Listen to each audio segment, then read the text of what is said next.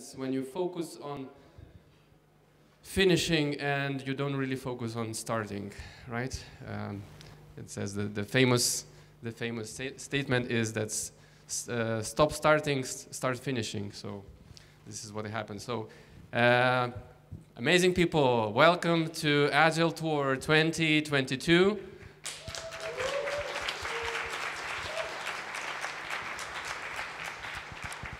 Volunteers who are organizing this event are very pleased to see so many of you gathered here today.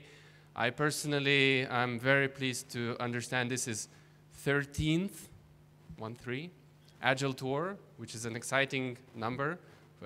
Personally for me it's the 11th tour that I'm participating in. Also quite a bit of progress, quite a bit of excitement. We're gonna have a lot of great speakers today, just like in every tour. The lineup is hard to beat. Just today, we're gonna have 3 keynote speakers. So usually it's just 2 speakers, one in the morning and then one in the closing speech. But we're gonna have 1 keynote speaker just after the lunch. So bear that in mind. So what else? We have a lot of great event partners who helped us to make this event happen. So on behalf of the organizers and on behalf of participants, I want to thank Agile Coach, Aboard, Telesoftas, Present Connection, Accenture, Voltas IT, Omnisend, our media partners, Dave's Agency, and our friends Ibis Hotel, Comfort Hotel, O'Reilly.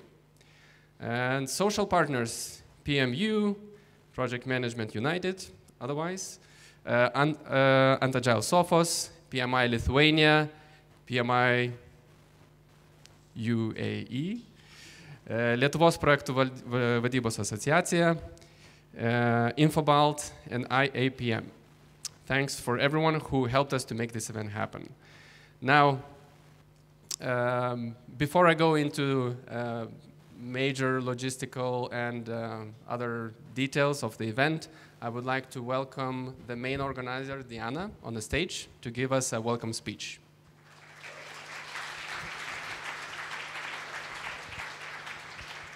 So, good morning, everyone. Together with the team, we are super happy to see you here, online and on site. And we are amazed that we attracted more attendees than we were expected.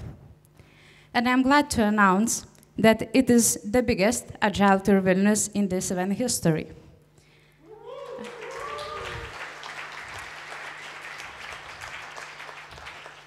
And you know, it is not only about that we have 60 brilliant local and international speakers from 18 different countries, and for that we have about 700 participants on site and online.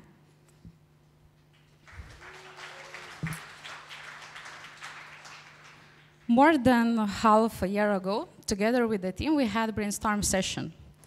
What Agile Tour Vilnius is for us. And you know, there was a lot of keywords. For example, collaboration, communication, learning, inspiration, and so on. And we decided to group all those keywords to the 4 pillars. And I believe that the majority of you see and know all of them. And we say that this year, Agile Tour Vilnius encourages you to never stop learning. And it is the first why you're here. The another why are you here is because you will get an inspiration from speakers and from the community. We truly believe that,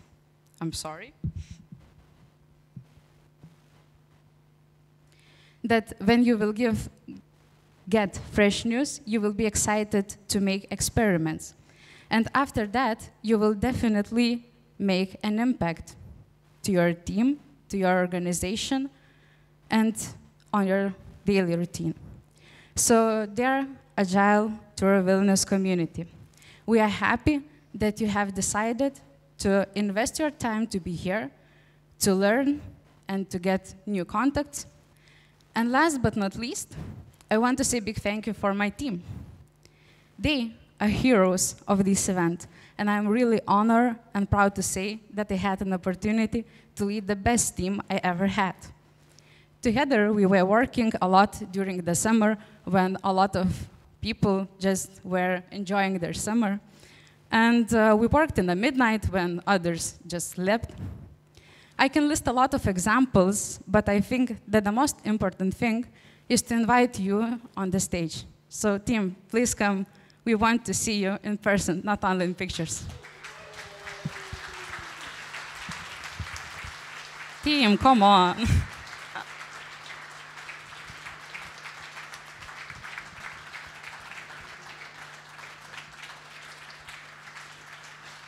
I see that there's not a lot of them. Hey, come on. Laimonas, Sylvia, come here.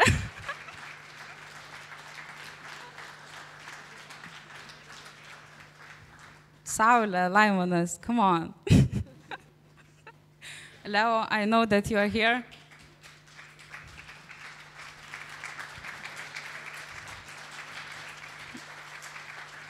And that's not all the team. I'm sorry. But you will see them on slides. Vaida, come here. Come. Loretta, Daiva, another. You will see them more. So we are very thank you that you are here, that you will spend time with us, and just make this time for you, enjoy it, and recharge your Agile knowledge at Agile through Vilnius. Enjoy your time.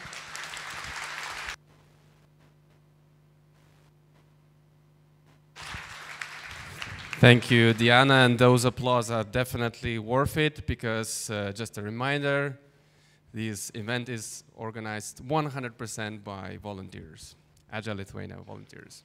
And now, as promised, a few details that are going to be handy for you today. So first of all, we're going to use, just because this is a hybrid event, and by the way, for us, this is the first hybrid event, which means that we have people in person here on site, but we also have people that are watching this event online. Just because of that, we, of course, use a lot of technology to help us to make this event a success. And one of those things that we use is Huva, is a tool that is used to stream this event online.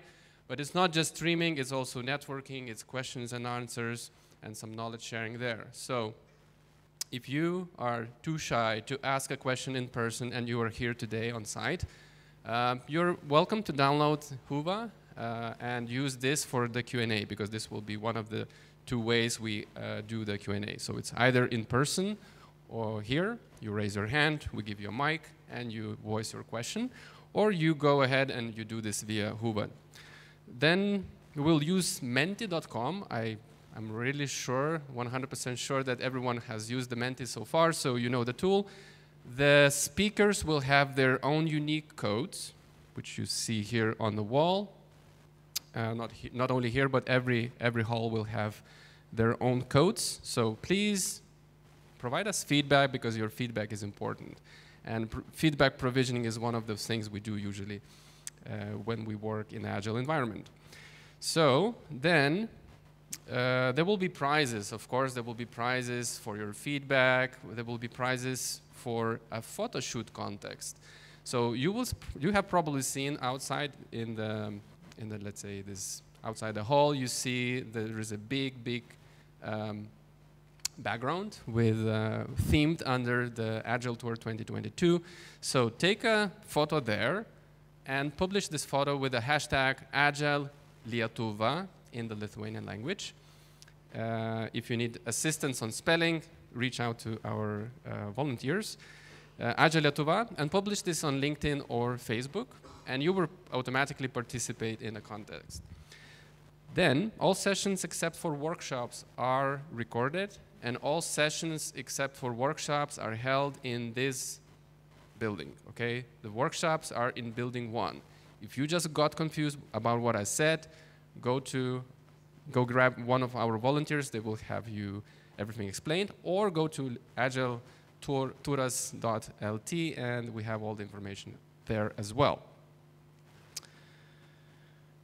Okay, and almost last but not least, there will be a networking event after the closing keynote. So unless you are in a hurry on your own business, stay here and let's connect during the networking event. You all received lunch coupons, so this is your ticket to a meal sometime, I think 1 p.m. or something like that. Have a look at the agenda.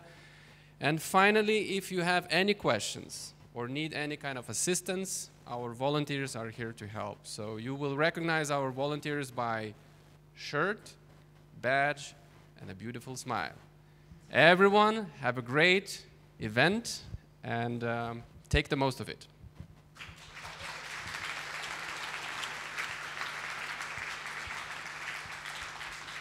And with that, I would like to welcome our first keynote speaker, Jurgen.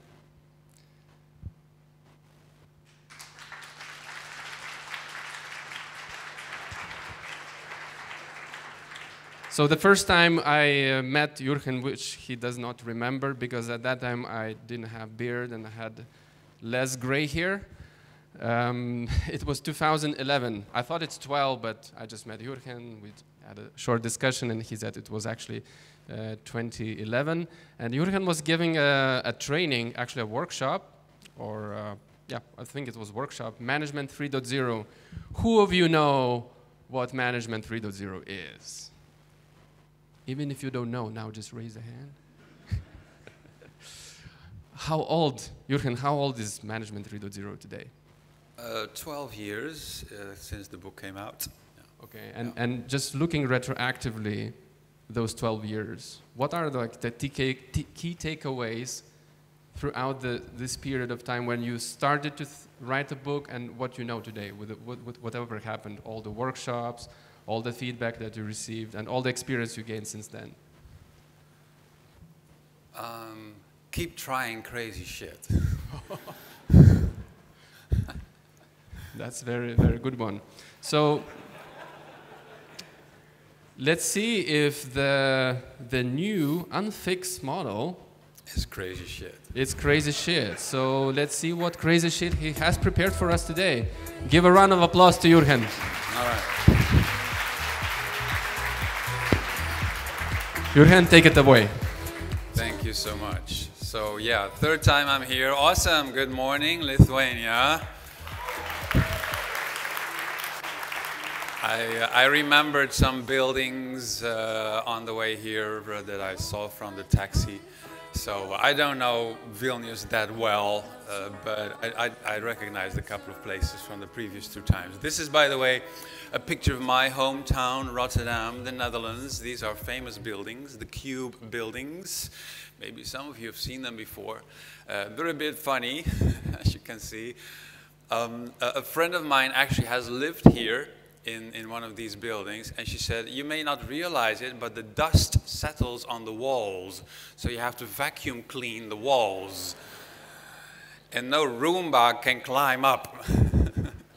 So that's funny.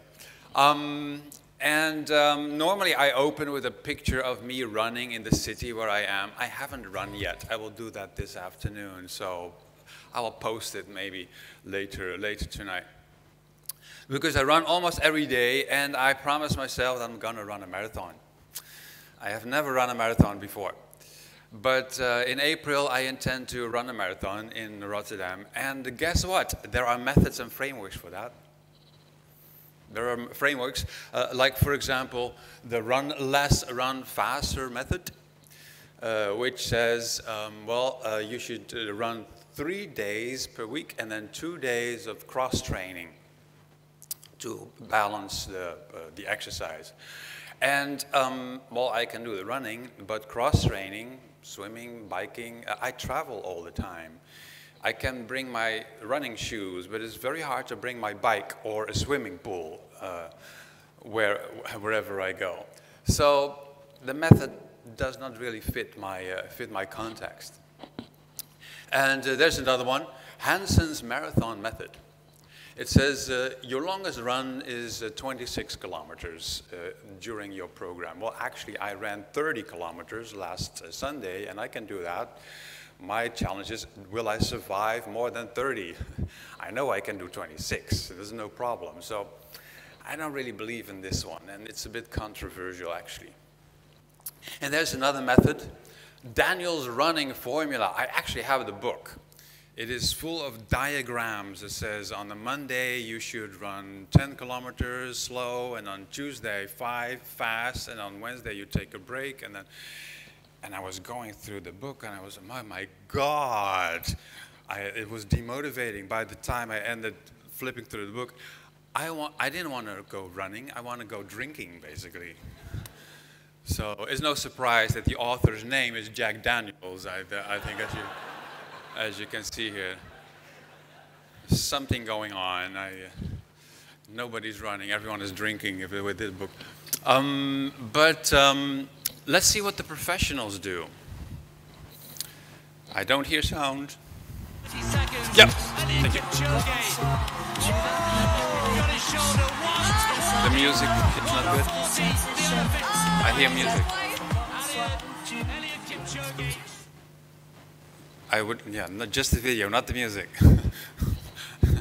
Okay, well, this is Eliud Kipchoge, who ran his record just 2 weeks ago in Berlin again.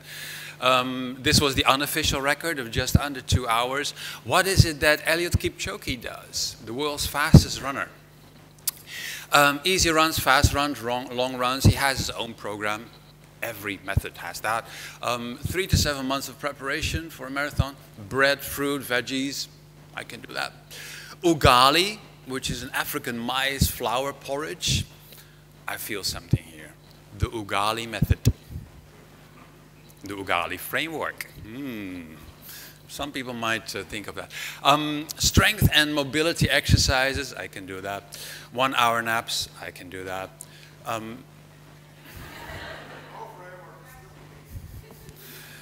200 kilometers per week. Sorry, I got a brain freeze there.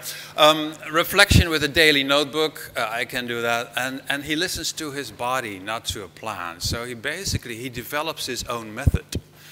And I think that is typical for professionals, that they don't follow methods, they make them. It emerges out of their habit. It comes from retrospective, not the other way around. I could create a similar kind of opening about writing. I tried to write a novel. There are novel methods for writing a novel. How to write a novel using the snowflake method, the write from the middle method, the save the cat method. There's methods and frameworks everywhere. And by the way, when I talk about method, that's a particular way, procedure, or technique of achieving something, usually described and documented. Like extreme programming is a nice example of a method. A framework is a bit different. It is by design incomplete. It shows you this is the mandatory structure, but then you have to fill it in yourself. Like Scrum is a nice example of a framework. Some things are mandatory, but you have to fill in all the details. Okay, I understand that you get tired of all this stupid shit. You want to move on to something that actually matters. But this opening is important, and you'll realize soon. I was at a company 11 years ago, in China, Qingdao. Haier, the company is called, the world's biggest manufacturer of household appliances, fridges, vacuum cleaners, etc. They also make computers, even gaming computers. I did a Management 3.0 course there. Was funny, by the way. Everything was translated, interpreted. I had an interpreter next to me who interpreted everything in real time. There were 3 cameras in the back of the room. They recorded everything. I'm pretty sure they did their own Management 3.0 classes afterwards internally. I didn't even care. It was an amazing experience. But I'm the kind of person who cracks a joke every now and then. Maybe you noticed. Also in my workshops. And people were always laughing. The Chinese in the room, they were always laughing with every joke. And I thought, at some point, this is suspicious. So in the evening, during dinner, I asked my interpreter, so what do you do when I make a joke in English and you cannot easily translate it into Chinese? What do you do? And by the way, he always called me Professor Jurgen during the workshops. I didn't mind. I didn't mind. I had no problem with that. Well, he said, in that case, I tell the people in the room, Professor Jurgen just made a joke, now we all have to laugh. Brilliant. Love it. And the guy had no sense of humor, so he must have been right. Anyways, so Hire is fascinating because it is a network of 4,000 self-organizing micro-enterprises. It is almost completely flat. They have practically no hierarchy. This explains it a bit. I hope I get... Oh, no, now I don't get the video. Come on. Oh, God. This explains it. No, okay. Well, I will explain it then. So, 4,000 micro-enterprises, all working as a network, and they have no middle management. Middle management was fired 10 years ago, just after, or just before I came there, actually. And they contract with each other. So they self-organize, and a couple of micro-enterprises decide together to make a new type of fridge or whatever, and they can do that. The CEO is not involved. Super fascinating. And as this slide says, they're the world's most creatively managed company, according to Gary Hamel, who wrote a book on them and other interesting companies. So. In this book, Designing Organizations, Jay Galbraith, the world's maybe most famous organization designer, said, every company needs an organization that changes as quickly as the environment does. So why not make organizations that are easily and constantly changeable? Makes sense, right? How many of you think you work for an organization that is easily and quickly changeable? Let's see some hands. Okay, just a few. And how many said, well, my organization is as solid as a rock, basically. Okay, yeah, more. That's typical. So we need to do something about that. And Hire is a nice example, and I have another story about them at the end. I'm inspired by patterns. I am inspired by patterns. This is the very famous book, A Pattern Language by Christopher Alexander, and he described patterns for how to organize cities. So, for example, one of the patterns, there are 253 patterns in the book, by the way. One of the patterns is the town square. Make sure that roads end up in a square or something, because if there's an open place, then cafes will pop up around the square, and it will be a nice place for people to get together, and you put a bench there and a tree or something, and have these all around your city. That's a pattern that seems to work. By the way, I cheated a little bit because this is quite a large square with one of my favorite buildings in my city, the central station of Rotterdam, but it counts as a square, I suppose. Another pattern is the promenade. Make sure that you have a path, a couple of paths through the city that are wider and where people love strolling around because there are some places of interest along that path. So more people will come there, and then they will meet, and it will incentivize the feeling of community. And funny thing is, this is a picture of the promenade in my hometown called the Lijnbaan, and it's actually the world's first pedestrian-only, car-free shopping street. Awesome! We invented that. I didn't know, but it's on Wikipedia, so it must be true. So that's a promenade, and now many cities have the same pattern, basically. And another pattern is the children's way. Make sure that you have places for children to go underneath highways or with little bridges so that they can get to many places in the city without having to cross busy streets.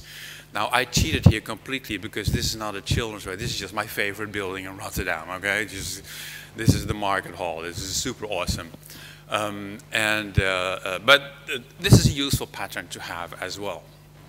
And as you realize, I like my hometown, Rotterdam. Okay, Rotterdam rocks. It's just a fact. Okay, that's just a really cool city.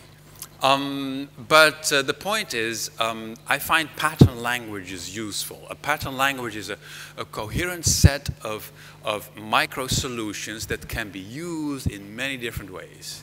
And none of the patterns are mandatory. There's nothing that you must do. They're all options. It's a book full of options, basically, and you choose what fits your context. Combine the patterns in any way that you like. Here's another famous book, Design Patterns. I'm sure some of you have seen this one before. It emerged it was published in the 90s with 23 design patterns for IT systems and software architecture. Singleton, model view controller, the facade pattern, and so on and so on.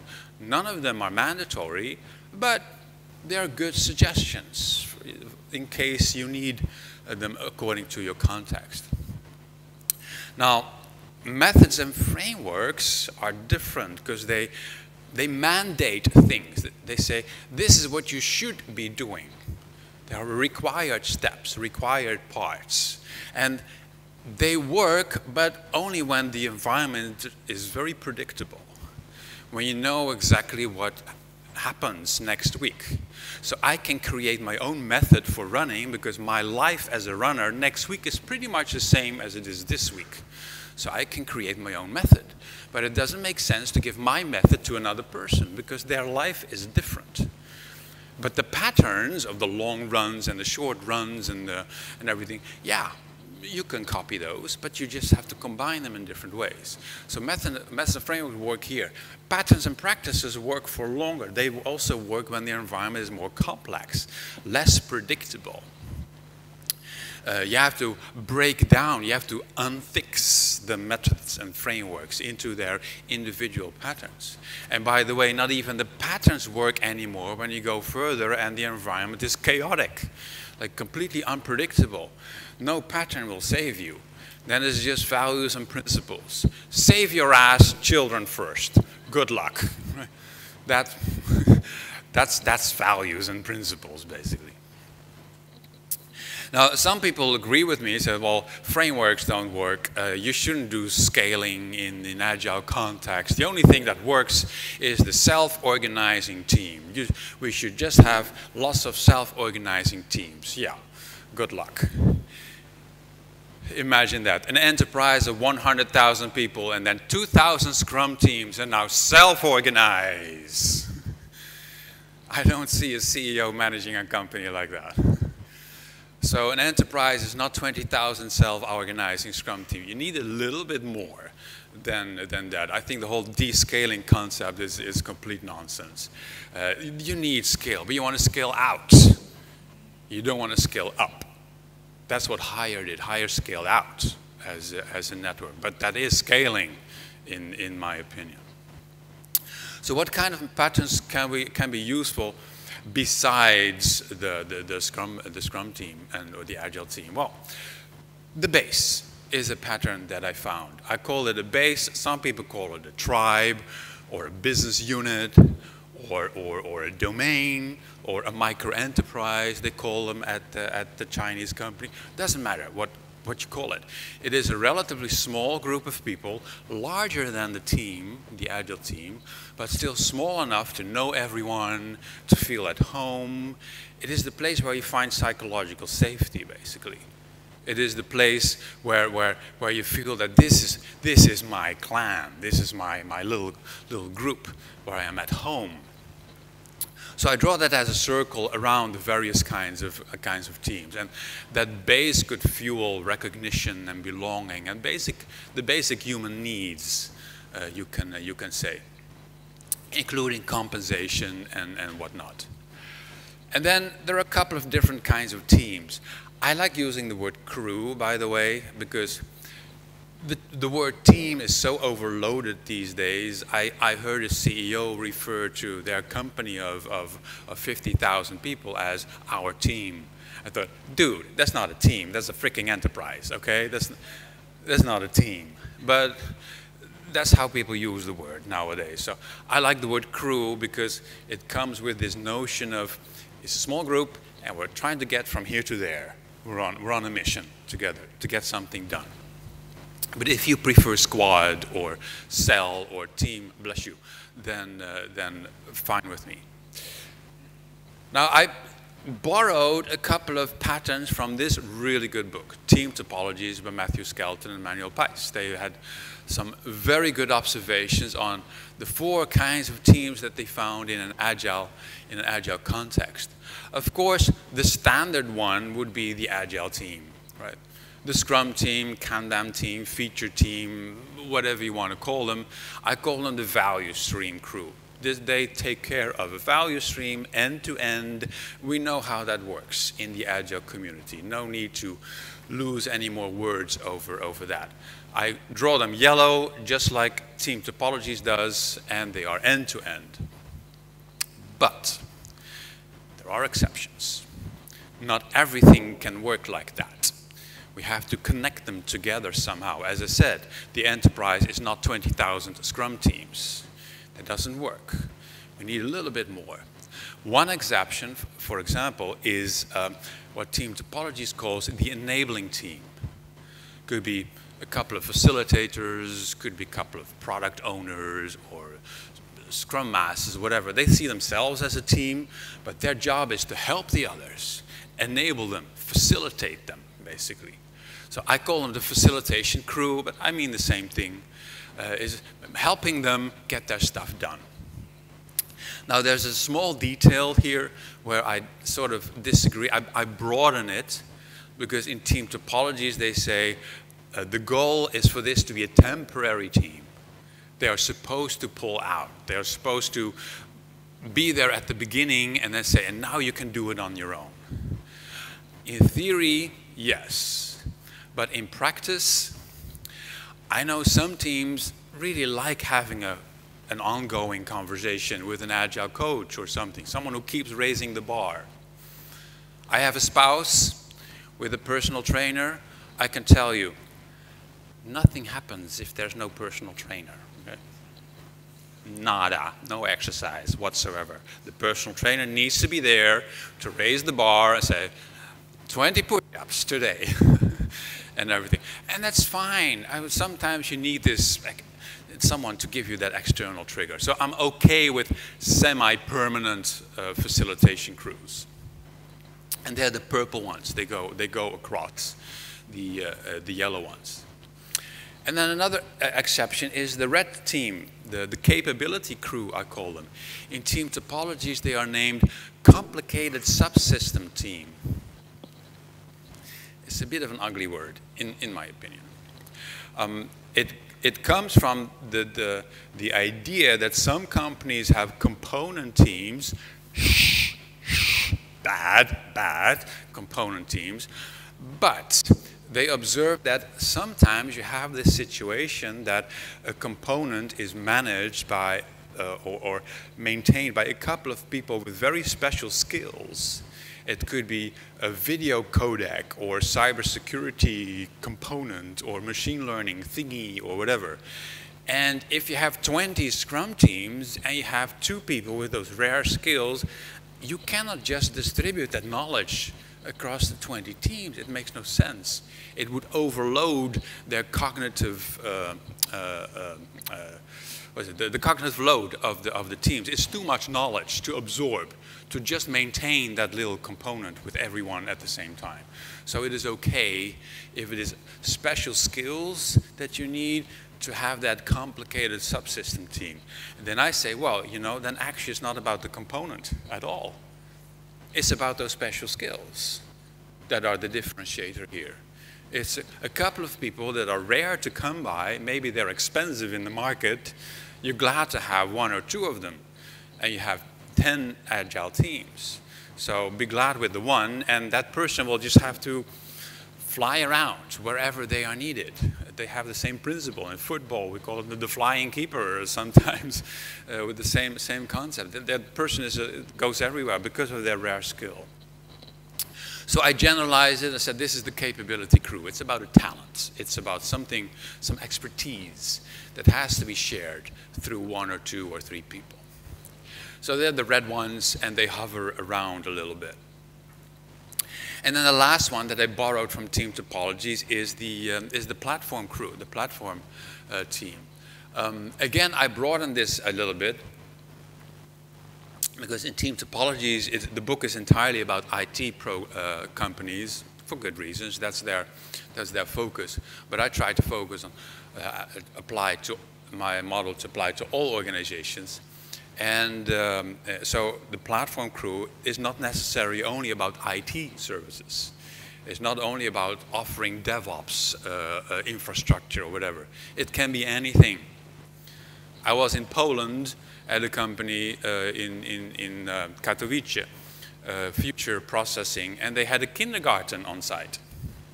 100 people, many of them had kids, were very young employees. They could drop their kids and the babies in the morning, and they would know by the end of the day they would still be alive. Pick them up and go home. That's a service that you provide to the employees. It's a platform thing in my terminology. You just provide anything that the value stream crews and the other people need to get their work done and not worry about other stuff. Google and such companies have many of these human services. Do you need massage? Do we need someone to do your shopping? As long as you keep coding, we'll take care of everything else. That's all platform, right? So those are the patterns I borrowed from team topologies, but that's not all. Here's my phone, my beautiful Pixel 6 phone. Paulus is very envious of the phone. Where are you, Paulus? Where are you? Over there, all right. I had a better picture than you yesterday night because he had a sucky iPhone and I had a Pixel 6, so my photo was better, of course. So I bought the phone 5 or 6 months ago. And as you know how it works with a new phone, you have to re-authenticate with every freaking app on the phone. It drives you completely insane. So 100 apps, 100 times login and everything. So I had to make one payment with the banking app. He said, you have to log in. Okay, log in. By the way, your password is expired. Oh, for Christ's sake. Because my bank wants me to change my password every 3 months. Why? I don't know. But okay, and you have to do that on the website. Okay, cool. So I go to the website, and the app is fine, but it's a great app. I have nothing to complain about the app. I go to the website, also a really good website. I go there, enter my old password, new password, etc. And then it says, you have to validate this on your phone. With the app that's not working. Because the app is not working because I have to change the password on the website. I was stuck. I was stuck between a really good app and a really good website. And this is the typical outcome we now have. After 20 years of Agile, we have these islands of agility. Really good products. But in between, life sucks. If you navigate between those islands of agility, you drown. Because the various touch points touch upon different products and services and everything. And that is described in this book, Network Scale and Agile. Examples abound of the crippling effects of Agile business units that cannot work together to deliver a whole, complete customer experience. I don't care about a difference between an app and a website and that there are different teams behind them with their own Agile processes and whatever. I just want to make a payment. And I literally had to remove the SIM from my new phone, put it back in the old phone, use that one to change the password, put the SIM back in the new phone. It cost me half an hour of my time. I still feel the frustration in my body right now, as you can see. So for that reason, the book suggests you might need a team that looks at the experience more holistically. And that's not the same as having a product owner. It's not the same as having a product owner per team or product management. It goes across finance and marketing and customer service. Every touch point that your organization has with the customer needs to be optimized holistically. So they are the customer journey experts, the analysts of the data that comes in from clients, etc. And then I thought, okay, the book also suggests you might want to have that on the other end, by the way, for your partners. We now live in the gig economy. There's a lot of labor shortage around the world, also in my country. Lots of problems finding people. So, you know, maybe you should take care of your volunteers and your employees and your suppliers. They need to have a good experience as well. Because that's why Schiphol is such a shithole these days. Because they screwed their suppliers. They paid them much less, the baggage handlers, than any other airport in Europe. And so they all left during COVID. And they didn't want to come back anymore. And that's why there are queues of 4 hours in Amsterdam. It's insane because the problems with security and baggage handling. Because they have no people. Last pattern, last kind of team that I added is an obvious one for me. That's the manage with zero stuff that most of you knew about, but some don't. I remember the faces of the people who did not raise their hands, so watch out. Manage the system, not the people, is what I have been saying for 12 years. So you need a couple of people who will take care of the shareholders and the government and anything that you need to run this micro enterprise, this business. And by the way, also manage the constraints on self-organization. Stay out of every team. Let them do their stuff. Let them form teams, discard teams, etc. Keep flexible as a unit. But there needs to be a blue box there. For legal reasons even, you might need a management team. And that gives you 7 kinds of teams. 7 crew types, as I call them. Very simple, very easy to comprehend. And you can recombine them in any way you want. You don't need them all. They're just 7 patterns in the box. And then some people ask me, where's the customer? They go around looking at the model and trying to find the customer. I don't see the customer. Where's the customer? I don't get that question. I don't understand it. The customer is everywhere. The customer is on that side. We call them customers and users. That's what the value stream crews take care of. And the experience crew. On this side, we have vendors and freelancers and maybe volunteers. They need to have a good experience. That's what the partnership crew takes care of. We have customers over there, shareholders, government, the outside world. That's the governance crew. They take care of those. And guess what?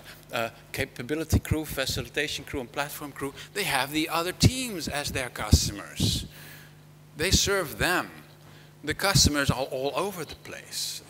It makes a bit of an ugly picture if I have to draw customers all over the diagram. So why bother? You also don't look at a diagram of or a blueprint of a church and then ask, where's the picture of God? I don't see the picture of God. This cannot be a good building to serve God, because I need to see a picture of God right there in the middle. Makes no sense. Makes no sense. The whole church exists to serve the customer. Now let's have a look at a couple of frameworks. Yeah, it's painful. I like the frameworks for all the practices that they have gathered, right? If you just think of them as boxes full of patterns, good stuff. But presenting them as a fixed framework, that's what I have. That's what I take issue with. So for example, with SAFE, they make all kinds of assumptions. One assumption is that you're making this big thing with each other in an art, an agile release train. I call that a fully integrated base. That is where all the teams make something together as one thing, and they might be in one cadence and deliver it as one solution or whatever you call it. That's fully integrated, but that's just one option. Another option is the strongly aligned base, where you have individual teams and crews making something that is one thing, but they release independently, like microservices. There are lots of companies like that, platform companies usually, LinkedIn and Netflix and Amazon, whatever. They all have lots of microservices teams. They have lots of dependencies on each other, but all through APIs, and they are not in one cadence. They don't have arts. It makes no sense to them. The other option is the loosely aligned one. This could be a consultancy company. They do different projects for different clients. The teams don't even have connections with each other. It's just different stuff that they are involved in. They might share project management or account management, traditional words, to decide who works for which client when, until which date, and then you work on some other project. Yeah, you'll need to manage those logistics. You might have a capability crew for rare talents that some companies, some clients sometimes need, like machine learning or whatever. And the last option is the fully segregated one, where the teams actually are each other's competitors even. You can think of an incubator at a large enterprise. Lots of startups, may the best one win. Some of them might be trying to come up with a solution for the same problem. The enterprise doesn't care who's the first one with a solution. It's a healthy kind of competition. I was at Rovio, makers of Angry Birds in Helsinki. They have lots of these small teams, different mobile games. They compete because every player can play only one game at a time. So they compete for eyeballs. They compete for advertising revenue. The company doesn't care as long as there are some popular games, and the unpopular ones, they get canceled, and okay, you start another one, try again. So it's fully segregated, but they share some specialists, and they probably have platform services and everything. So you see lots of different combinations you can make.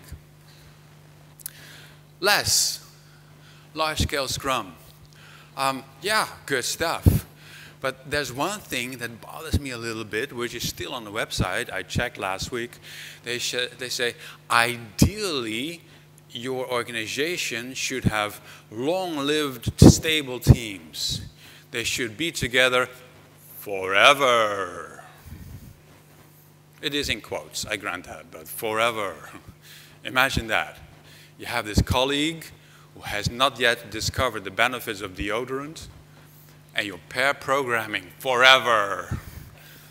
I would like to be on a different team every now and then. No, just kidding. But every now and then, it's nice to move around. It's nice to have variety of work. Some companies deliberately do reteaming for that reason. So over here, Pipedrive less suggests all-round teams. Fixed, static team membership, they're generalists. You might want to have different teams for different kinds of things. By the way, this means maintenance, improvements, extensions, and disruption. There's 4 kinds of work. Some businesses want different teams for that, more specialist. But if you do that, maybe people want to move around so that they're not always stuck in maintenance or not always stuck in improvement. And if you do that more often, you could have ad hoc teams. This is what they do at Pipedrive and other companies, where they form teams for specific missions. And then people rotate. Fluid Scrum teams is a thing nowadays. Fast Agile has a simple, it's not a framework, has a similar idea, with people forming around specific goals for short duration. All of these are options. Why would you suggest that the one in the corner is always the best? I don't understand, because it depends on context. Another example, the Spotify model, never intended as a framework, of course, but that's how some people interpret it. And they have as this suggestion the guild. It's a good pattern. I call it the forum. Same thing, people get together across lots of teams, maybe even across different bases, and they talk about a topic. Now, the Spotify model suggests that this is usually about technologies or job type. That's why people get together. But you know what? There are lots of different reasons for getting together across the organization. It could be because of market segments. It could be because of specific channels. Everyone involved in online retail, we have a monthly meeting on Tuesday evening. It could be seasonal. Everyone involved in the Christmas preparations in November and December, we meet, we discuss what we do so that we don't get in each other's way. Could be an April Fool's. You could organize a forum around that. What are the fun things we're going to do with our clients and across the various teams as a surprise? Could be regional. South America forum. You see, lots of different reasons for getting together. And then last example, Holacracy. Oh my God, I need a drink before I discuss that one. This is vodka, by the way. No, just kidding. So Holacracy it was popular 5 years ago or something. I don't hear that much about it anymore, fortunately. But it has this mandatory process, integrative decision making, which is written into the Constitution, a way of making decisions. Well, I did a bit of digging around, as I love doing, and I found at least 15 ways of making decisions as teams. 15 ways. Consent-based is indeed advocated by Holacracy and Sociocracy. It's a fast one. It is good. It means you can do what you want, but you have to ask the others first. And if someone says, hell no, veto, then don't. And adapt your suggestion until the veto goes away. People might still disagree, but you can do your stuff. But I don't want consent-based decision for everything. Sometimes dot voting is easier. Sometimes a fist to 5 or scoring is what we do with our backlog usually. We have a couple of variables and when we rank and then the priorities emerge. That's a different kind of decision making.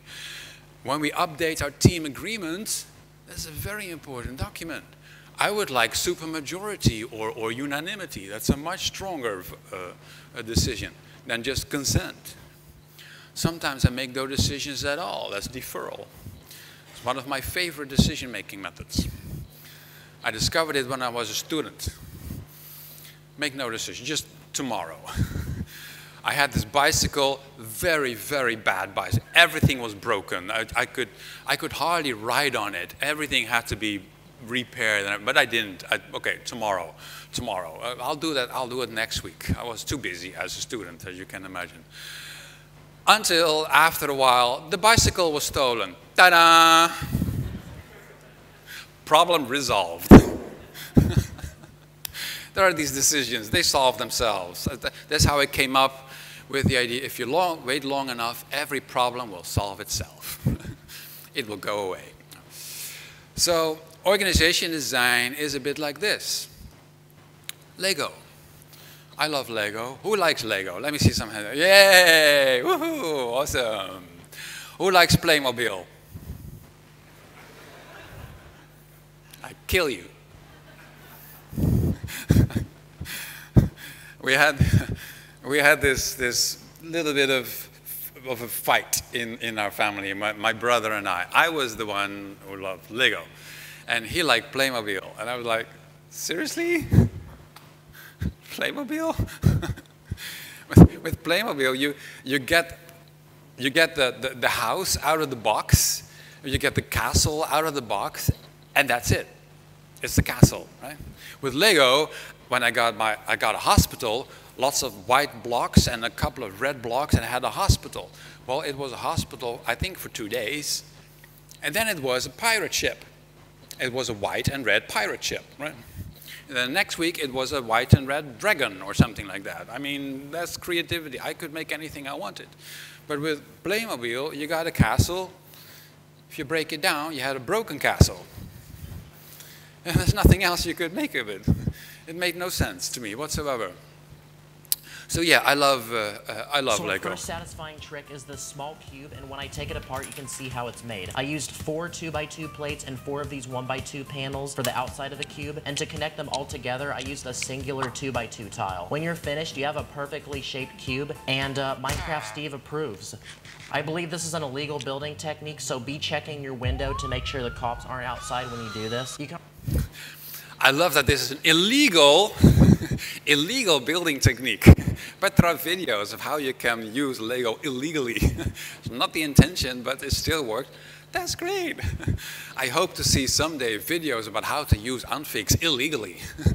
But it still works by putting the patterns together like that. So a pattern language is an option list. It's not a shopping list. You don't have to do everything. It's not a framework. It's not a method. You decide. It's your context. I cannot predict, but I know a couple of things that work at some organizations around the world. And then some people tell me, yeah, Jurgen, in principle you're right, but framework can be a starting point. Okay, yeah, no, I just disagree with that. Okay, I do a bit of running, as you know. I read a lot of books. I also read some good books on running, and you know what the good book said?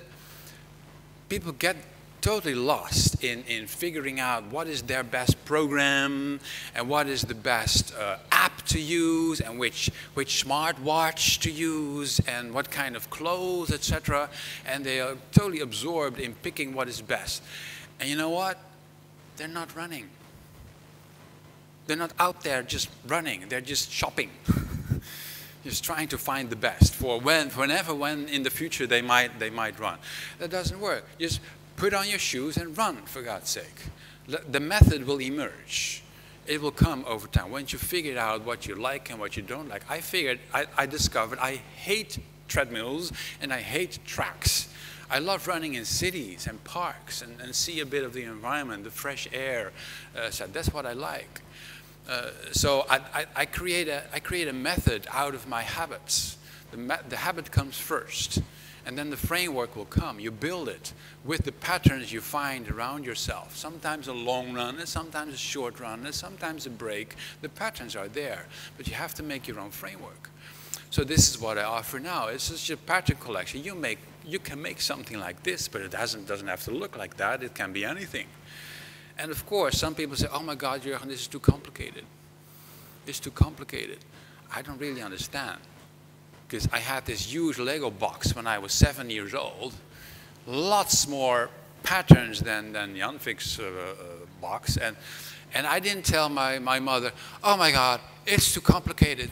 It's that Lego box. To remove some of the Lego blocks because I cannot play with it right now. It's too many options.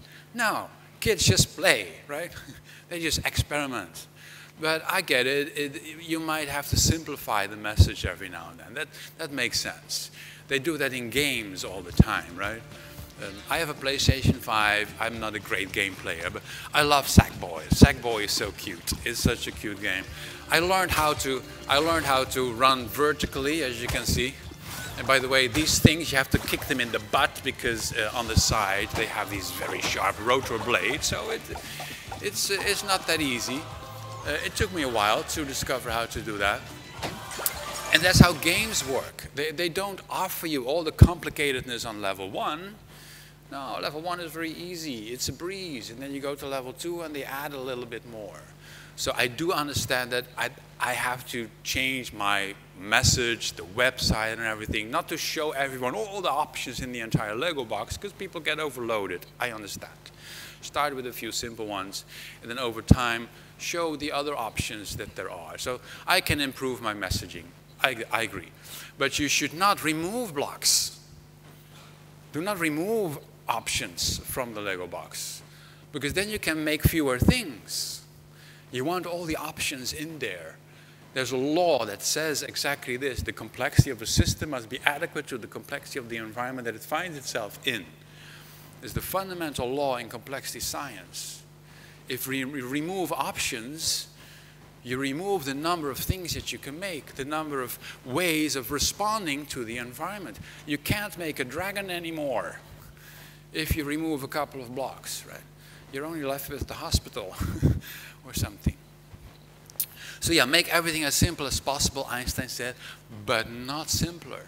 You don't want to reduce the complexity. You don't want to reduce the variety of your Lego box, of your pattern library. You want lots of options in there.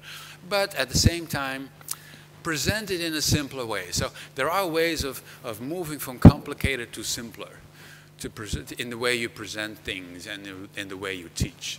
So yeah, start small. That's something that I can understand. So I'm trying to simplify the model now. This is a simpler picture, easier to explain, lots of stuff removed, and that's what I will try to use in the future. And of course, some people ask me, where is this implemented? Okay, yeah, that's how people discuss in the Agile community. Where are things implemented? Well, there's a Miro template. Go ahead and make your own framework, make your own method. Combine things in any way that you want. Some people have done that with the organization they already have. I mentioned Pipedrive in Tallinn. They have this cool solution with rotating team membership. They have a launch pad in every tribe. That would be a base, but they call them a tribe. They have 17 of these tribes, and each one has a maintenance team. They call them launch pad, and they have temporary mission teams for specific OKRs, you could say, for specific things to achieve. But there's continuous rotation. If you've been on a mission team a couple of times, you're expected to go back to the launch pad for a while. If you've been on the launch pad for too long, you're expected to go on a mission. So it's continuous rotation of people within the tribes. And this is 20-ish people. Together they take care of a specific product area. They love it. It works really well for them. Another example is Coolblue, the second largest web shop in my country. What I like about them is they have domains, again, about 20 people each. That's the size of their base. They call them domains. The recognizable patterns. And most importantly, they have a big, fat team of business analysts, business owners, customer journey experts, they call them. All experience stuff. They want to know everything about customers, which is why this company has a net promoter score of plus 67. They're really, really good. And I'm very happy with them as a supplier. I order all my machinery and devices with them. For comparison, the Scaled Agile Framework has a net promoter score of minus 56, according to some article I read. And then Hire. Hire is 4,000 units. This is too much to draw. But these units themselves, they form value streams because you cannot make a fridge with just 15 people. You cannot make 10,000 refrigerators. You need a couple of others to do that. So that's a value stream. They join forces. And they have units focusing on experience. They know all about customers. They have micro enterprises doing the platform stuff, Internet of Things stuff for the other micro enterprises, and so on and so on. The same patterns you recognize there. Lots of pictures that people make with the Miro template and the PowerPoint templates that I offer, and that's the great thing. It's like Lego. You can make anything you want. I love seeing all those different varieties of the same patterns. I also have some cards for people to play in my workshops, and next one is in Poland next week, by the way. Yeah, it's super cool to just see what people come up with. I promise you a last story. Last few minutes about Hire. So I came there in Qingdao 11 years ago, came out of the airport. There was a limousine waiting for me there, by the way. Was no limousine here in Vilnius, I can tell you that. I had to do everything myself, the taxi. But anyways, the Chinese appreciated me. Just kidding, just kidding. And so there was a limousine. I stepped into the limousine, and there was this picture, this sticker on the door of two nearly naked boys, one with his hand up, and the other with an ice cream cone, and they were holding each other. And I, okay, interesting. So we left, and then we arrived at the corporate campus, and and out of the car I saw a big statue of the nearly naked boys with the thumb up and the ice cream. And I was looking at okay, fascinating country this is. And the guy next to me said, do you like it? I said, oh, that's interesting. Yeah, interesting. He said, this is our company logo. Right. You want to know about the logo? I said, tell me everything. Tell me everything about the logo. Now I want to know. So Haier started as a maker of fridges, refrigerators, and the story is they were really, really, really bad refrigerators many years ago. And Mr. Jiang, the CEO, was appointed by the Communist Party to turn the company around, and the first thing he did was he found broken fridges in the factory floor that were supposed to be delivered to customers, but they didn't even work. And he ordered the factory workers to destroy them right there. He gave them sledgehammers and he ordered them to smash them apart. It's a famous story all over the world. He became famous in China for doing that. A fridge was worth 2 years of salary for the average factory worker back then in the 80s. It was unimaginable. But he wanted to send a message. We're not making crap anymore. From now on, it's quality stuff. And it will take time, but we'll get there. And indeed, Haier is now famous, well known for high quality products. That's what the thumb up is for, right? And that's the Chinese boy. So that's Haier. And they have more and more European customers. It's over there, right? There's probably maybe Lithuanian, maybe Swedish, I don't know. And they enjoy our fridges, ice cream, hey, and we're friends, hey. Friends, awesome. And by the way, the reason that they're wearing almost nothing is because Qingdao is in the northeast coast and they're famous for their beaches. Ah. Aha, okay. Pretty cool, isn't that? So what I like about this is it's a nice example of the picture doesn't translate well to another context. You need to know the story behind it, right? And we can make fun of a picture, but the intentions are very, very good. It's a really good company. And they don't use the logo anymore, I think now. At least not outside of China. Doesn't work. And you need to see the same with the unFIX model. Maybe the picture doesn't work for you in some way or another. I had one person tell me, Jurgen, it's too colorful. I cannot sell this to my manager, and what the fuck with all the smiley faces? And I said, oh, because it's fun. It's fun. Some people literally ask me, what does it mean that the facilitation crew has this one, and that the platform crew, for God's sake, lighten up. I'm just having a bit of fun here. I'm trying to have a brand that looks a bit more fun than everything else. But I understand you need to communicate the message in the language of your clients. You have to maybe change the picture a little bit. You have to make a picture that maybe that resonates with your management. So yeah, maybe you need another version. Something they can recognize that will help you sell it. But the patterns are the same. So if you want to know more about Haier, it's all in this book, The Startup Factory. It came out 2 weeks ago. It is awesome. Lots of background on that company. Startup Factory by Joost Minnaar and Pim de Moray. They're Dutch and great people. And if you want to know more, I hope to see you at unFIX.org. That's where I have the website and the community. And I look forward to seeing what you build with the Lego box. Oh, sorry, the unFIX box. Okay, thank you so much for listening.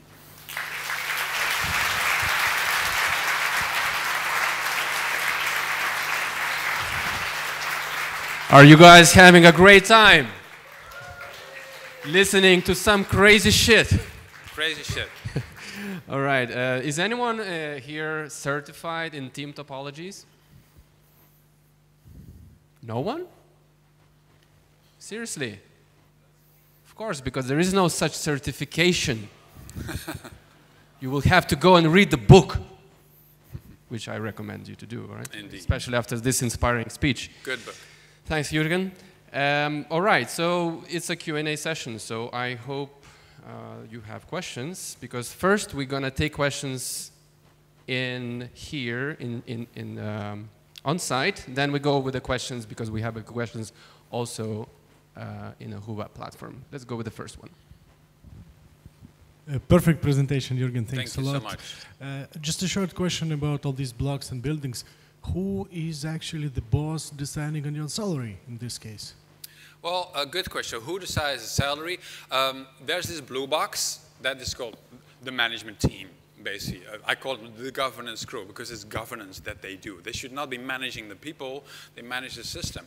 They are responsible for the fact that people get paid. It doesn't mean that they decide who gets how much. There are ways of delegating that to the self-organizing system, right? There are organizations that figured out, but people decide with each other who gets how paid how much.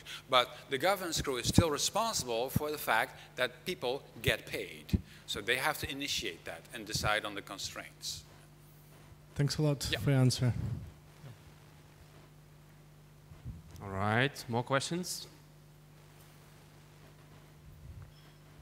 Here we have one. Hey, I was curious about the facilitation crew and the platform crew. Both are sort of, in a way, shared services. Is the differentiation that one's technical and one's not, or is there? No. Good question. So this I borrowed from team topologies. The idea with the facilitation crew is more like they are actually sitting with the team. They participate there, they help them out, they might do pair programming, whatever it means in that context. The platform crew is more standoffish, right? They offer an API. We're here, drop your kid, we'll be back, we'll see you at 5. That's distant, it's a service, yeah. All right, I guess we're gonna take those few questions we have online and then move on. Saule? Yeah, so here are questions from Lietuva, and the first one is how unFIX is different from Agile Essentials framework? From Agile Essentials framework? Yes, that's the question. What is Agile Essentials framework? I guess that's the answer. I know. Apparently. I know quite a few frameworks and models, but I've never heard of the Agile Essentials framework. But maybe they mean the scaled Agile framework, which has one version of it is called Essentials. Now that let's assume that they mean that. The smallest version of SAFe, of the scaled Agile framework. The difference is, as I said earlier, SAFe makes the assumption that it is an art, an Agile release train. You must have program increments. You must have the cadence. You must have a couple of things that make the art. The unFIX library has nothing that you must have. Everything is optional. So you could draw SAFe to some extent with the unFIX patterns, but is one way of using the Lego box. You could make a castle, but you can also make a spaceship. Yeah. So another one, how moving between teams affects utilization and business as usual process delivery? How moving between teams, is that the question? Yes, how moving between teams affects utilization and business as usual process delivery? I don't know how, because that's a responsibility for the governance crew. They have to decide, do we have reteaming in our base or not? And if we do that, how? Let's discuss with each other. There are lots of different ways of doing reteaming. Some companies do it once per month, some once per year. Tesla does this every 3 hours. That's insane, but they do reteaming every 3 hours in the factories. So lots of ways of doing it. It depends on how you implement it. Okay. All right, thank you, Jurgen, one more time for the answers.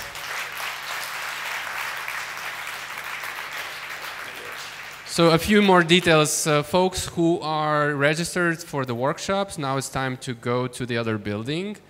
Whoever is remaining here, well, we have now opening the other tracks as well, so choose your track. We want to remind you, or just inform you, that there is a Lavazza coffee machine, which is free of charge for the participants outside the building. And yeah, don't forget us to provide with the feedback and be back on time.